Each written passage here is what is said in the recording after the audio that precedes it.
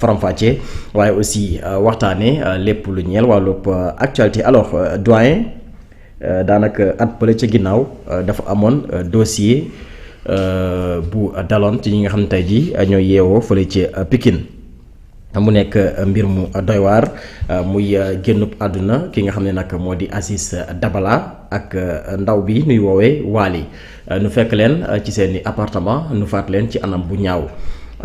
Ba loolu amee la division des investigations criminelles ubbi woon ci ab l'enquête am ñun si tegoon loxo waaye aussi am kenn ku jigéen kuñ ci libéré woon muy wuyoo si turu Waly boobu le dossier dafa am lu ci bees loole relancé waat li nga xam ne nag moo di dossier bi mooy arrestation waykat bi nuy wax Tarba Mbaye moom nag li tax nu daal di koy teg loxo ginnaaw bu mu doon jéem a génn li nga xam ne nag moo di réew mi nu teg loxo fële ci AIBD nag jeudi vers 23h placé ko en garde à vue ca division des investigations criminelles libéré ko waaye aussi notifié que ni actuellement mënul génn réew mi te lundi incha allah ñu ngi koy xaarandiwaat mu jàkkaarloog li nga xam ne nag moo di juge bi li waral loolu yëpp kii nuy woowee Mamadou Lamine Diaw nu koy woowee Modou Lo moom moo bi mu jàkkaarloog juge bi moom moo nu xamal ni li mu def nii yëpp daf ko def ci ordre ki nga xam ne nag moo di Tarba Mbaye ak Nabou Leye ba tey moom bi mu jàkkaarloog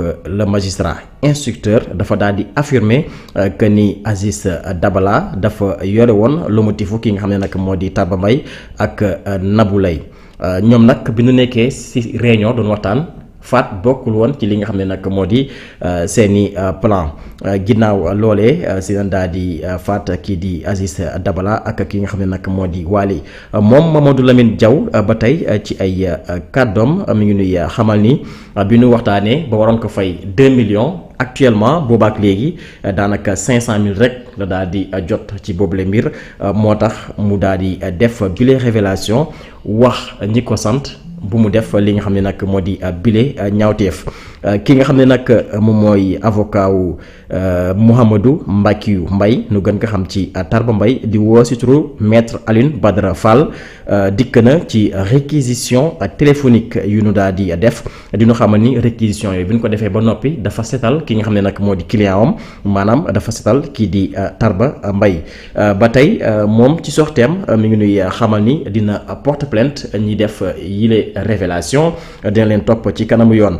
ki nga xam ne nag moo di Tarba Mbaye ginnaaw bon ko libéré lundi bi ñu daal di dëgmal incha allah ñu ngi koy xaarandi mu jàkkaarloog le juge waaye aussi dinañu convoqué waale kii di Nabou Leye Mamadou Lamine Diaw actuellement nekk ci kaso bi moom it dinañ ko génnee pour confrontation mën a am si ñett ñi nu mën a xam lan mooy responsabilité wu Tarba Mbaye ci bile dossier alors doyen sa jàngat lan lay doon ci kaaw ki nga xam ne nag moo di Tarba Mbaye nekk chanteur nu koy tudd ci faatu ki nga xam ne nag moo di Aziz Dabala ak Waly.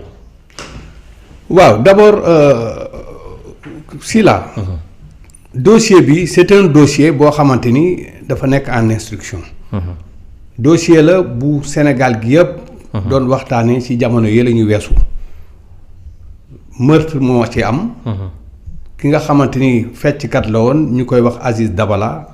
moo keneen koo xamante ni ñoom ñaar ñoo bokkoon benn chambre. wala bokk mu ko daan fréquenter ñu koy wax Waly. moom moo tuddee woon boppam je crois Waly. alors léegi ñoom ñaar lañu faat ci benn néeg. bi ñu leen faatee après ñu am ñoo xamante ni dañ leen maanaam. inculpé ciblé woon leen dans un premier temps léegi entendre leen bi ñu leen entendre ba pare moo waral ñu def ñooñu ñu entendre mettre leen sous mandat dépôt. Y compris même la danseuse boobu ñuy wax Nabou Leye mettre leen ñoom ñëpp sous mandat dépôt. bi ñu leen mettre sous mandat dépôt quelque temps après Nabou Leye est sorti. ñu mettre ko ñu jox ko liberté provisoire je crois. mu dem. après y a eu rebondissement ni nga wax ni léegi effectivement y a eu rebondissement mais rebondissement bi man dafa am lu ma ci xaw a jaaxal tuuti. parce que les enquêtes préliminaires bi nga xamante ni moo indi woon ba ñii ñu di mettre leen sous mandat dépôt. enquête boobu amul fenn foo xamante ni tudd nañ fa turu Tarba Mbaye. turu Tarba Mbaye bokk ci enquête bi bokk ci. le dossier actuellement bi nga xamante moo nekk foofu en cours turu Tarba Mbaye nekku ci. bokk ci. Oui. Alors donc bu ñu toogee ba léegi ñu ne am na rebondissement. parce que l'enquête suit son cours le juge instructeur mi nga commencé instruire. bi muy instruire si le mis en cause bi nga xamante ni moom la ñu woo. tout à l'heure ak juge bi ñu jàkkaarloo moom moo révélé que ne effectivement lépp lu ñu def dañ ko def si. ndigalu Tarba Mbaye. ak keneen ki nga xamante ni mooy Nabou Leye. alors man nag dama si émettre ay réserves xam nga lu tax ma si émettre ay réserves parce que ñoom seen bopp. au moment bi nga xamante ni dañ leen enquêté woon au départ. ba def nañ sax reconstitution des faits. yëpp am na. moment yooyu yëpp la mise en cause moom si boppam dafa avoué ne effectivement moom moo rey. daf ko avoué. alors bu ñu toogee ba waxtu bi mu amaat rebondissement. ba pare boole si am ay audio yu génn non. yu naan dafa fuité ak ñoo xamante ni dañ leen génnee si YouTube bi benn groupe de WhatsApp. ñu commencé di tudd chanteur bi di wax ne moom moo ko def moo ko rey reyu kook moo ko rey moo wax lii wax na lale bi mu deeyee def na déclaration bi pourquoi mu def déclaration bi yooyu. c'est des choses yoo xamante ni justice du doxee noonu. justice du doxee noonu justice nu muy doxee mooy li muy enquêter d'abord buy enquête day enquête à charge et à décharge. mais avant que ñuy jox le dossier à un juge instructeur il y a d'abord ce qu'on appelle les enquêtes préliminaires. enquête préliminaire yi am ci au niveau du commissariat wala boog nga xamante ni gendarmerie la bu fekkee ñoom ñoo ko yoroon. enquête yooyu il n'a jamais été question ñu tudd fa lu mel ni Tarba Mbaye. alors bu ñu toogee ba tey ñu di ko wax ne si la bokk ak yooyu léegi loolu dafay daal di indi jiixi jaaxa. léegi nag man du ma justice du ma juge instructeur. du ma magistrat du ma procureur. Tarba Mbaye dañ ko interpeller au niveau de l'AIBD. interpellation bi ñu ko woowee wax ko mu ne mu nier les faits. bu mu nier les faits loolu jural ko ñu mettre ko en position de garde à vue. position de garde à vue boobu ñu ko mettre ba tey devant son avocat ñu enquêtaat ko laajaat ko. relaxé ko sur convocation pour que mu ñëw wuy si lundi. sur convocation pour mu ñëw wuy si lundi. bon léegi bu ñu fàttali ne Tarba Mbaye dafa def fii benn soirée. anniversaire bi mu paree si anniversaire am boobu il était question moom Tarba mu am na tournée. dafa amoon tournée boo xam daf ko doon def sur le plan international. tournée boobu moo waroon tukki pour voyager. il faut que nit ñi xam ne tournée boobu moo taxoon dafa waroon voyager pour dem. xëy na voyage boobu mu doon def comme léegi wax ji am na si diggante bi moo tax peut-être ñu interpeller ko interdire ko de sortir. pour des besoins d'enquête. nekkul woon da doon daw. waaw mais pas pour ay daw. loolu moo taxoon xëy na dafa war a dem parce que tournée boobu man dégg lire naa ko gis naa ko que ne dafa war a dem à l'extérieur pour effectuer fa benn tournée boo xamante ni dañ ko fa woo pour ay contrat alors contrat yooyu xëy na peut-être la bëggoon honorer. raison pour laquelle mu doon bëgg a jël vol ñu téye ko. mais bi ñu ko téyee aussi bon enquête nañ ko laaj nañ ko mais relaxé waat nañ ko war ko convoquer pour que mu dellu si waat le lundi. bon pour dire rek que ne c'est un dossier certes boo xamante ni un peu sensible. mais li ma si xaw a jaaxal man le dossier dans un premier temps Tarba Mbaye amul benn yoon fu ñu ko inculpé fu ñu ko inquiété pour wax ne moom Tarba il est dedans te kii ñi xamante ni moom la ñu téye ba tey ñu laajaat ko mu wax ne Tarba moo ci bokk li ñu def ci ndigalu Tarba la. c'est ce même type moom moo avoué ne moom ci boppam moom moo rey. xam nga yaa anguille sous roche. parce que moom moo wax ne moom moo rey. donc léegi. moo rey mais Tarba moo ko sant. ak moo rey mais Tarba moo ko sant. moo rey moo Tarba moo ko sant mais pourquoi xam nga si la. pourquoi moment bañ koy wax loolu moom pourtant waxul.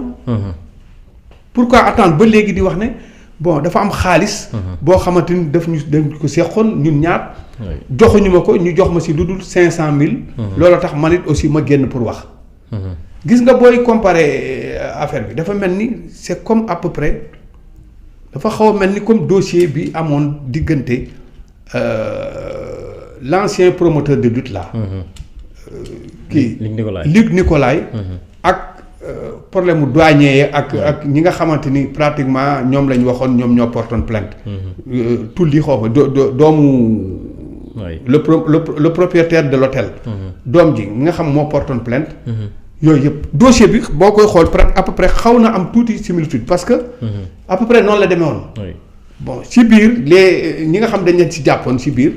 ñenn ñi dañu ne alors ñoom dañ doon agir si ndigalu. Luc Nicolaï alors moo tax pratiquement li ñu def ko. Luc Nicolaï ne moom xamul ñii xamu leen. bokk ci il n'est mêlé ni de près ni de loin kële ne si lañ bokk. alors dafa mel ni rek pratiquement dossier bi à peu près noonu la xaw a mel xaw ma nag qu'est-ce qui se passe ba turu Tarba Mbaye dugg ci. mais en tout cas li am solo ba am solo mooy une fois. ñu éclairer la lanterne des Sénégalais. Tarba Mbaye s'il n'est pas impliqué s'il n'est pas mêlé de loin. ni s'il n'est pas mêlé de près ni de loin. il n'a qu'à porter plainte parce que wax ji bëri na. oui son avocat loolu la wax. wax ji bëri na non wax ji bëri na ci biir. parce que d'après son avocat il y a eu des réquisitions yoo xam dañ ko def. sur la base des réquisitions peut-être lañ ko libérer pour convoquer ko mu ñëw après on va faire la confrontation. bon ma yaakaar ne peut-être excusez-moi ma yaakaar ne peut-être. li Tarba wax ne moom bokk ci. si jamais loolu am bu fekkee dëgg la.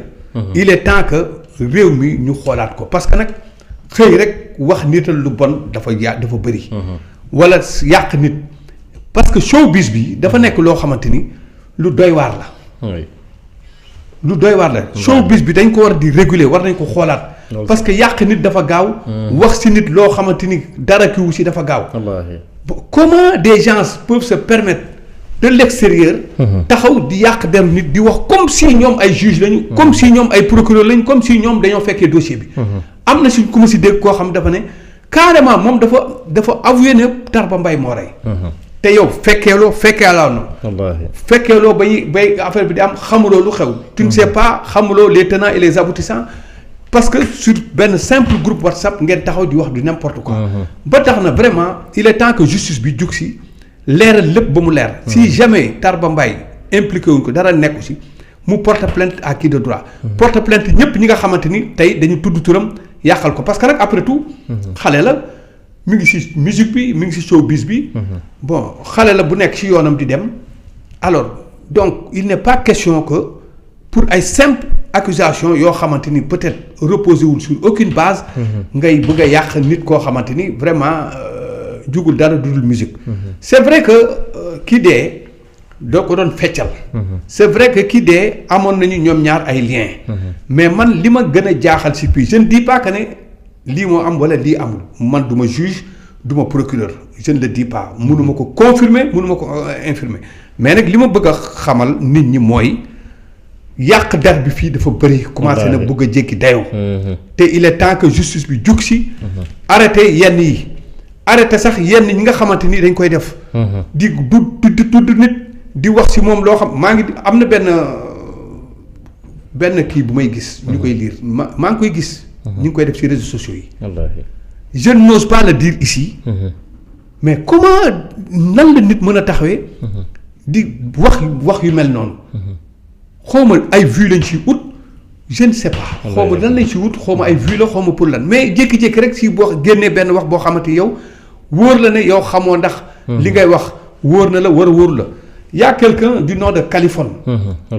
gis naa ko mu taxaw di def ay live. di wax du n'importe quoi. alors on les laisse comme ça. ñuy vaquer à leurs occupations comme ça mais pourquoi. pour un pays dans un pays de droit on ne doit pas laisser n'importe qui mu jug di wax ci nit loo xamante ni yow. ci li nga koy wax yow tegoo ko fenn alors que fii dafa am justice la justice elle est là pour lépp loo xamante ni jaaduwul tegul ci yoon. yéen ñi nga xamante ni da ngeen am demele ak nit. bu fekkee li ngay wax jaadul ci yoon tegul ci yoon ngeen dem ci justice bi àtte leen. justice bi loolu lañ ko fi tegee. y a des enquêteurs y a la police y a la gendarmerie qui sont là uniquement pour loolu lañ fi nekkee. pourquoi yéen ngeen bëgg a nekk à la place de la gendarmerie bëgg a nekk à la place de la police voire même bëgg a nekk à la place de la justice. man c'est ça qui m'étonne loolu moo ma jaaxal. pour un rien nga yàq nit comme ça. dara après mu jeex. bu subaa ngeen ne dañoo juum wala kii moo defoon lii wala kii moo defoon lii on a tendance à chaque fois ici. s'il s'agit de football il y a beaucoup d'entraîneurs. S'il s'agit de justice, il y a beaucoup de juges. S'il s'agit de police, il y a beaucoup de commissaires de police. S'il s'agit de la gendarmerie, il y a beaucoup de majors de la gendarmerie yuy taxaw bëgg a nekk à la place du major wala taxaw bëgg a nekk à la place du commissaire wala taxaw bëgg a nekk à la place du procureur wala à la place du juge d'instructeur. C'est extrêmement grave. C'est grave vraiment man l'affaire Tarba Mbaye nekk na loo xamante ni man am naa si njàqare trop bu fekkee lii ñuy wax nii di ko évoquer am na man dina ma xaw a jaaxal trop parce que l'enfant que je connais Tarba Mbaye bi ma xam fii mu dëkk Grand Dakar juddoo fi yaroo fi yaa ngi tudd turam Mouhamadou Mbacké Mouhamadou Mbacké wu Faye lañ ko tuddee Mouhamadou Mbacké wu Faye mooy grand frère la mère de Tarba Mbaye ñoom ñaar ñoo bokk ndey ak baay Tarba Mbaye est né ici à Grand Dakar il a grandi à Grand Dakar léppam Grand Dakar la fii la dëkk fii la yaroo on l'a vu grandir xamewuñu ko ci dara loo xamante ni lu jëm ci mbir yooyu nag lu ñaaw lu ñu ko xamee mooy papaam la daan topp papaam mooy Moustapha Mbaye di jàngkat bu mag boobu nga xamante ni Rasulullaay rek lay tàgg mooy baayam moo ko jur baayam lu ñu ko xamee woon ci loolu rek lañ ko xamee woon tàgg Rasulullaay loolu la ko tàggatee ci loolu la nekkoon loolu laa ko xamee man parce que man du ma wax lu ma xamul loolu laa ko xamee ba nu mu ëlbatu ko dem dugg ci musique bi musique bi mu dugg nag yàlla nga ko ci suturaal mi ngi ciy def loo xamante ni pratiquement neex na xale yi ñu ngi koy bëgg donc c'est normal musique boo ci nekkee ci showbiz bi dafay laaj dafay am lu muy laaj dafay laaj à chaque fois sur scène da ngay laaj ngay am say ñu lay defal chorégraphie bi pour que nit ñi di neex moo tax ngay indi ay danseurs ñuy lay feccal wala ngay indi boog ñoo xamante ni pratiquement sur le plan artistique ils s'y connaissent nga dugal leen sa mbir pour neexal sa mbir loolu xëy na peut-être moo ko jotale ak kii nga xamante ni mooy Aziz Dabala léegi nag li ci am je sais que am nañu ay affinité bon la ca am ca biir ba tax kooku tey mu génn àdduna ba am ñu ci jàpp li ma ci xam daal ba xam ci mooy y a quelqu'un boo xamante ni il a avoué effectivement que moo rey et je sais que sur enquête bi y a eu même reconstitution des faits reconstitution des faits fu mu amee ba ñu tëj dossier boobu ba mettre ñenn ñi sous mandat de dépôt donc man dina ma jaaxal trop bu amee rebondissement ba le chanteur en question ñu wax ne moom il est dedans moom moo digle woon pour ñu rey parce que dafa amoon xaalis bu leen booleeg yooyu loolu moom wax dëgg yàlla mënuma confirmer ne que loolu ñuy wax noonu am na li si des xanaa dama koy bàyyi rek si loxo justice il a été retenu mettre ko en position de garde à vue ensuite après on l'a relaxé sur convocation léegi mënuñu dudul di xaar lan lay enquête bi di joxe lu mu révélé rek ban ñu plié wu sur ça xam ni loolu moo am mais daal li ma ci wax pour terminer pour tëj chapitre bi li ma ciy wax daal mooy jot na nag justice vraiment war a àddu ci ñi nga xamante ni tey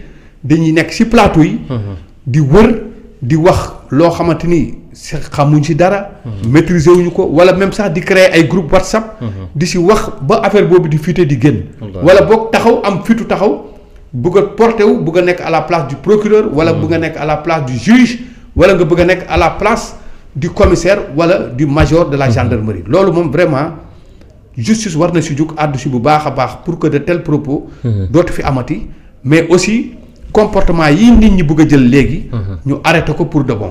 oui exactement alors yaa ngi tudd lu am solo par rapport ak kaaw ki nga xam ne nag moo di Tarba Mbaye mbaa la koy junj léegi aussi ki nga xam ne nag moo di avocat am di wuyoo suru Ahmed Alioune Badara Fall moom lu mu nu xamal mooy réquisition yi nga xam ne def na ko ci téléphone Farba loolu dafa seetal ki nga xam ne nag moo di Farba maanaam foofu amul benn élément bu war a mën a tax nu taxal ki nga xam ne nag moo di Tarba Mbaye loolu di élément bu njëkk ñaareel élément bi mooy lundi bi maa ngi koy junj léegi moom Tarba ñu ngi koy xaarandi ca division des investigations criminelles moom ak Nabou Leye yaa ngi ko junj léegi liberté provisoire la am ci dossier bi ndax moom it placé woon na ko sous mandat dépôt waaye tamit ki nga xam ni moo di Mamadou Lamine Diaw kooku yëkkati yi lay kàddu ginnaaw bu mu jàkkaarloo juge bi maanaam ki taxal Tarba moom it dinañ ko génnee ci kaso bi indi ko mu jàkkaarloog kii di Tarba Mbaye ak Nabou Leye donc confrontation boobu dina nekk lu am solo pour nu mën a xam responsabilité wu kii di Tarba ci mbir mi est-ce que daf si laale wala rek dafa nekk ay accusations yoo xam ni daanaka fondé wul. oui mais xam nga loolu c'est le devoir de la justice. parce que justice mooy def lu dul devoir parce que justice aussi bu fekkee le juge instructeur dafa commencer instruire à charge et à décharge. tous les éléments nouveaux yi nga xamante ni xëy na mun na apporter éclaircissement si li nga xamante ni moom lay instruire. bon da koy utiliser. Oui. il faut mu utiliser ko si peut-être bu fekkee le mise en cause. dafa wax ne lépp lu mu doon daf ko def si ndigalu Tarba Mbaye ak Nabou Leye. bon le juge c'est normal que mu convoquer Tarba Mbaye convoquer Nabou Leye entendre leen. léegi bu ñu leen entendre après léegi s'il faut faire la confrontation mu def confrontation loolu moom. c'est le ressort du juge d'instruction. Oui. du juge instructeur moom moo koy def.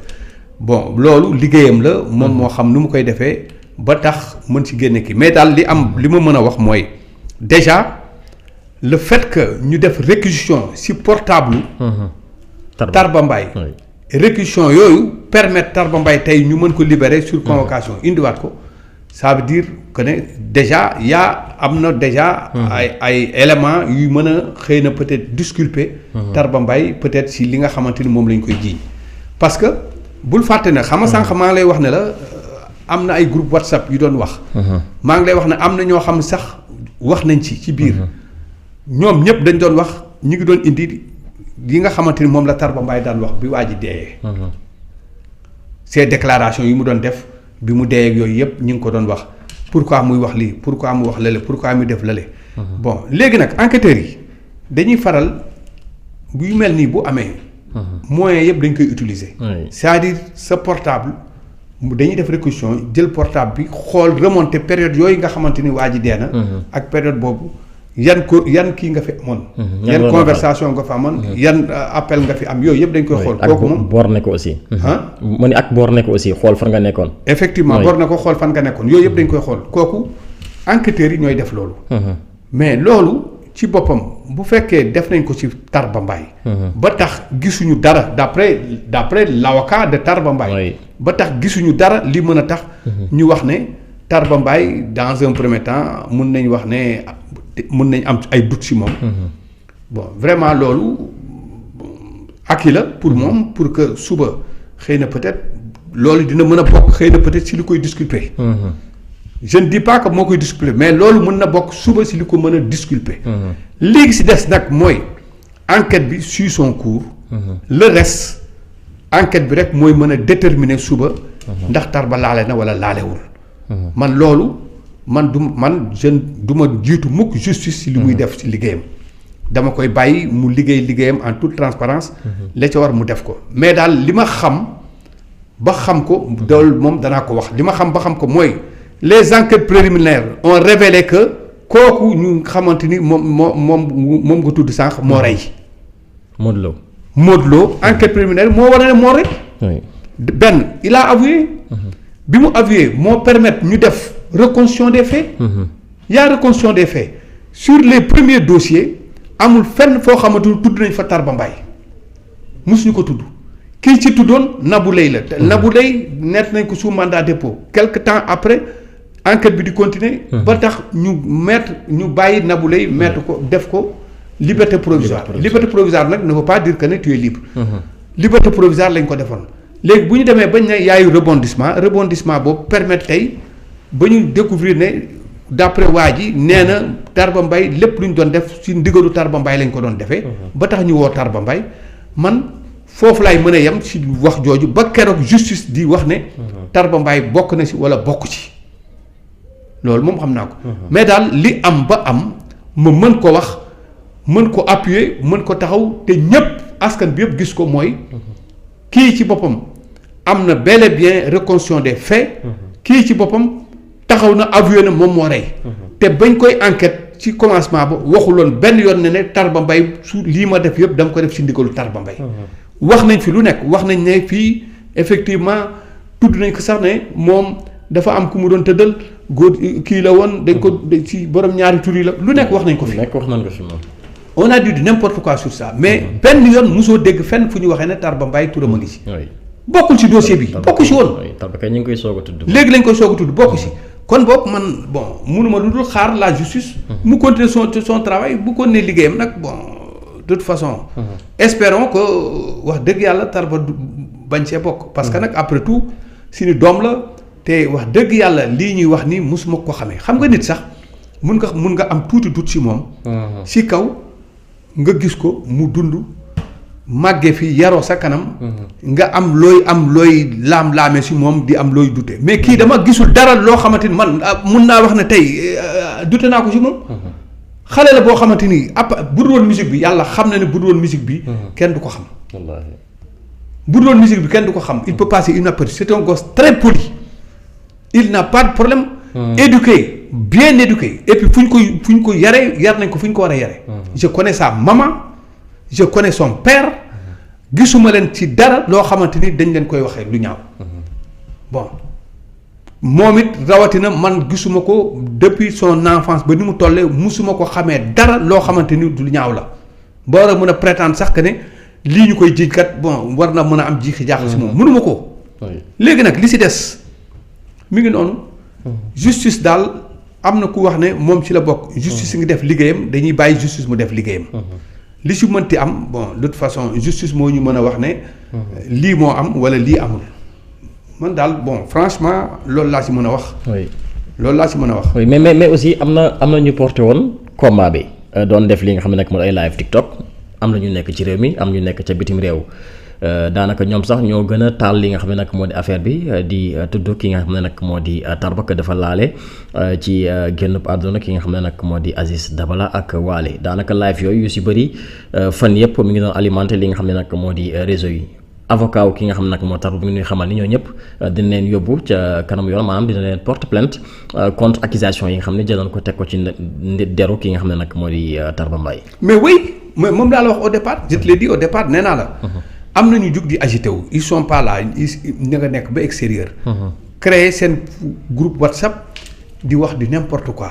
génne ko di wax am na si koo am na si jigéen boo xamante ni moom dafa taxaw mel ni moom mooy procureur bi wala mooy juge bi. moo fekkee dafa taxaw mel ni moo fekkee yëpp taxaw di wax ne moom la di wax di ak doole di wax ne moo ko def. moo ko rey comme si moom dafa fekkee. wala boog dafa gis wala daf ci am ay preuves yu leer yu koy wax ne moo ko rey. xam nga. Sila moom laay wax léegi tout à l'heure ne vraiment man li ma commencé gis léegi si réew mi daf ma commencé bëgg a yéem. wala boog par ignorance la ñuy defee ñoom wala par ma tey. wala boog plus de vues laay bëgg wala dara lañ koy defee dama xamul nan nga nit mën a taxawee rek benn coow am. coow li le dossier est pendant à la justice. yow au moment ñuy instruire à charge et à décharge. yéen ngeen bugg a taxaw créer seen groupe WhatsApp wala boog ngeen bugg a taxaw di waxtaanee benn mbir. ci biir waxtaan bi ngeen bugg a wax sax indi ay éléments yoo xamante ni yow ñi nga xamante sax ñoo yor en charge.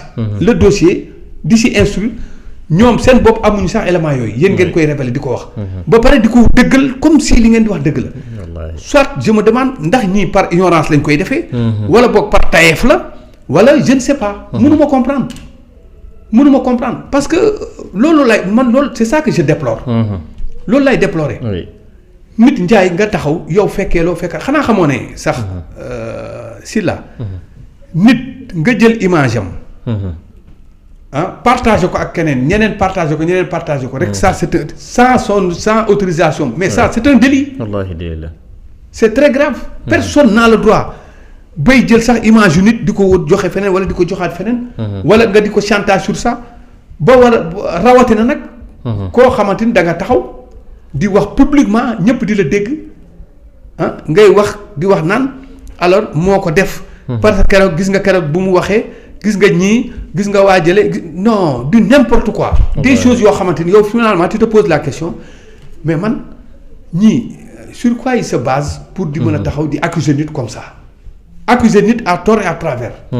alors que yow amoo ci benn kii benn preuve bu tax ngay wax. moo tax ces réseaux sociaux. il faut que il est temps que ñu koy xoolaat parce que nit dina wax ba dugal boppam kaso te du ko xam. wala nit dina jëf ba jëf lu mu war te jëf. te du ko xam mu dugal ko kaso te du ko xam. alors loolu nag wax dëgg yàlla war nañu il n'est pas donné à n'importe qui. ñu koy offrir ay plateau wala di ko jox micro. muy wax di n'importe quoi boobu war a mën a génn àdduna bi yëpp di ko dégg. c'est grave. ñii li ñu def xam nga ne nekk à l'extérieur. moo tax ba léegi woowu ñu leen interpellé wu ñu leen. mais si jamais ñu defoon ko fii ci réew mi xam nga ne ñoom ñëpp dinañ leen woo téye leen. moo tax son avocat a bien dit il a raison de dire que ne moom. une fois lii ñu jóge si on va ñoom ñëpp dañ leen porte plainte. képp koo xam wax na si. mais daf ko yéex a def nag parce que boo xool presque une semaine wala 2 semaines ñu ngi wax information bi ci réseau yi te réagir uñu. waaw mais parce que une semaine ñu ngi wax information bi ci réseau yi te réagir uñu c'est parce que la justice n'a pas encore réagi. mais ñoom il travaille non attends ñoom waroon woon xaar justice di leen convoqué pour nous wax dañuy porte plainte bi coow li amee si leen waroon porte plainte pour fay wax ji. en attendant justice def liggéeyam. waaw mais d'accord mais dama lay wax dara de toute façon. que ce soit Tarba Mbaye que ce soit son avocat wala ku mu mënti doon Tarba Mbaye a des conseils. bu fekkee coow dafa jug ba dem. coow li jug ba dem xamuloo ndax ñoom avant lii ils avaient déjà entamé une procédure. ou pas on ne sait jamais. mais li am ba am mooy moom Tarba Mbaye daal. coow li bi muy moom moment bi coow li am moom mi ngi préparé wu xëy na peut-être pour dem tournée bi nga xam moom la waroon def. yaakaaroon na ne xëy na buy dem tournée bi kenn du ko inquiéter kenn du ko interdire mu sortir. yooyu yëpp doon na am peut-être xëy na loolu la yaakaaroon. est-ce qu'il était au courant que ne sax le juge instructeur était en train d'instruire actuellement ci dossier bi parce que les gens disaient que à ce que je sache. dossier bi jugagul woon dañ leen mettoon sous mandat de dépôt rek pour l'instant.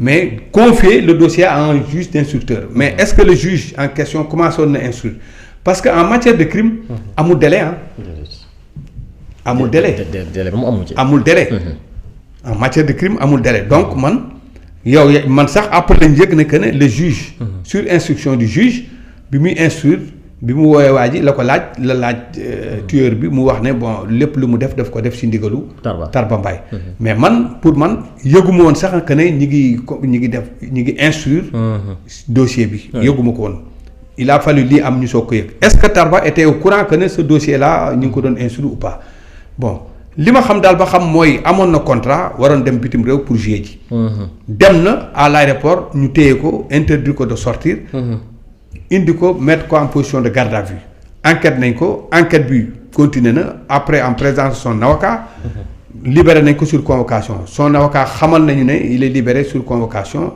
il doit se rendre encore le lundi là-bas au niveau des enquêteurs pour que ñu def la confrontation loolu daal mooy li nga xamante ni moom la ñu am comme information bu ñu mën a taxaw wax ne loolu moo amagum pour l'instant nag le fond mënuñu ko xam li ci xew yëpp mënuñu ko xam il faut que enquête bi dem ba continuer ci biir ñu mën a xam réellement li nekk ci biir a biir mais daal en gros xam naa ni daal dans un premier temps le dossier bi tax tey ñii ñu mettre leen sous mandat de dépôt le dossier là pour Tarba Mbaye nekku ci et loolu encore une fois ma waxaat ko si laa nga dégg ko dafa am lu am solo loo xam dafa am reconstitution des faits loolu am na si oui c'est fondamental il y a eu reconstitution des faits ba ñuy def reconstitution des faits la mise en cause en question moom la ñu indi teg ko moo avoué na rey na xam nga te ci biir loolu am na kenn ku ñuy wax Nabou Leye bu mu tudd nepp si la bokk Nabou Leye boobu bénéficié wu na léegi liberté provisoire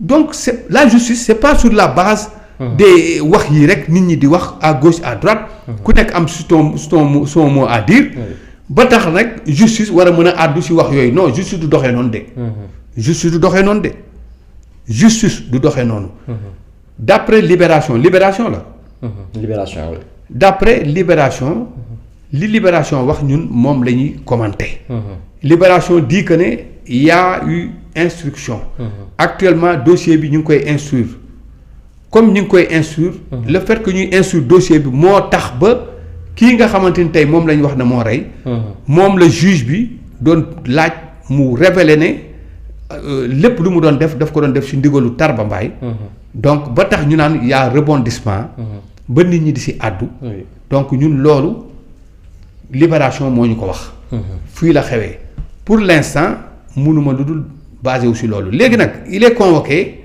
pour lundi on attend le lundi de voir lu ci mënti nekk. Très bien alors du ñàkk lundi incha allah dinañu xam lan mooy tukkee ci confrontation bi war a dox diggante Nabou Leye Tarba Mbaye ak ki nga xam ne nag moo di Modou Lo d'après Libération moom Tarba ginnaaw bu ñu ko tegee loxo libéré ko sur convocation lundi la fas yéene jàkkaarloog le juge instructeur den ci